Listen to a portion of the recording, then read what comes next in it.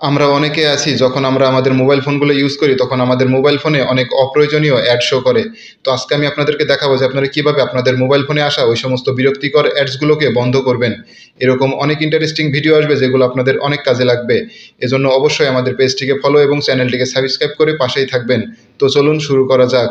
প্রথমেই চলে যাবেন আপনাদের ফোনে থাকা সেটিংসের ভিতরে। তো সেটিংসে আসার পরে আপনারা সার্চ দিবেন প্রাইভেট ডিএনএস লিখে। তো খেয়াল করবেন প্রাইভেট ডিএনএস লিখে সার্চ দেওয়ার সঙ্গে সঙ্গে আপনাদের সামনে প্রাইভেট ডিএনএস নামে একটা অপশন পাবেন। তো এখানে ক্লিক করবেন। ক্লিক করার পরে প্রাইভেট ডিএনএস, তো এখানে ক্লিক করবেন। ক্লিক করার পরে অনেকের ক্ষেত্রে দেখবেন যেটা অফ করা থাকবে বা অটোমেটিক করা থাকবে। তো আপনারা এখান থেকে private DNS provider host name, তো এখানে ক্লিক করবেন। ক্লিক করার পরে নিচে দেখবেন যে একটা নাম দেওয়ার অপশন, তো এখানে আপনারা লিখে দিবেন dns.adguard.com। তো এটা দেওয়া হয়ে গেলে এখান থেকে সেভ বাটনে ক্লিক করে দিবেন।